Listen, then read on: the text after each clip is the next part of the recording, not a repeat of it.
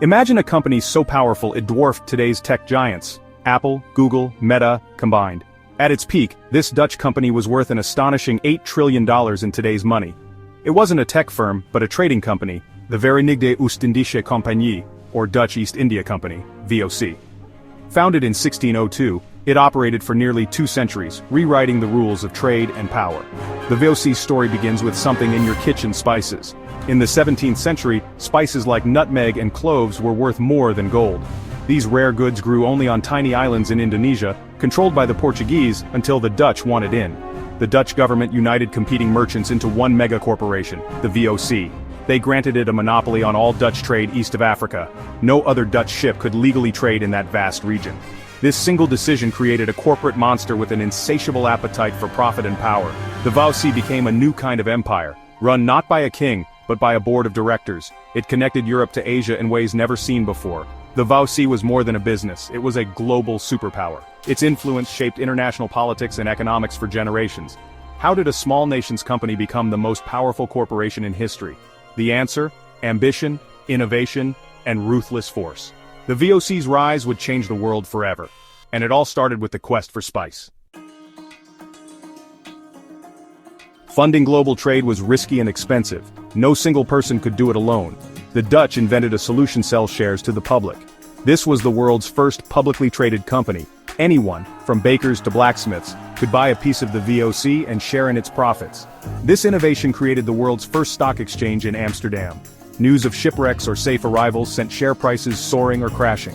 The VOC pooled the wealth of a nation to dominate the spice trade. It was the dawn of modern capitalism. The company was run by a board of 17 directors, the Lords 17. They made all major decisions, from planning voyages to negotiating with foreign rulers. The VOC was part company, part government. This unique structure gave it unprecedented power. The Amsterdam Stock Exchange became the financial heart of the world. The VOC's model would shape global business for centuries. The VOC wasn't just a trading company, it had the power of a state. It could build forts, sign treaties, wage war, and even execute people.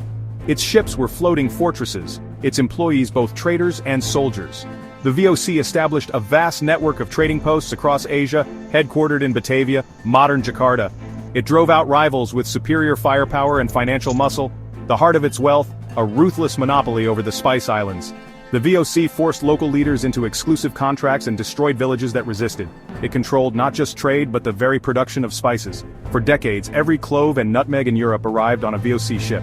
Profits were astronomical, buying cheap in Asia, selling for hundreds of times more in Amsterdam. The company operated nearly 5,000 ships and employed tens of thousands.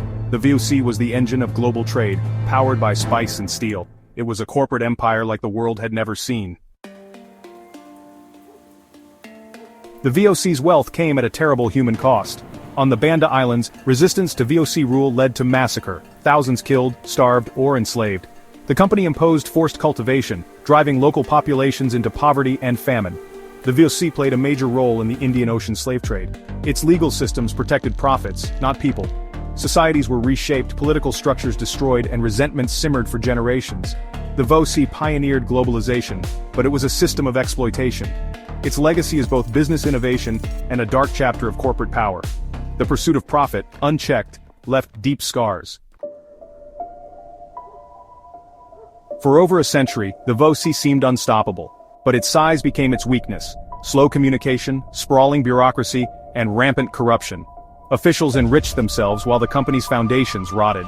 Rivals like the British East India Company rose, competition squeezed profits, and costly wars drained resources. The Fourth Anglo-Dutch War devastated the VOC's fleet. By the late 1700s, the company was bankrupt. In 1799, the VOC was dissolved. Its assets became a Dutch colony.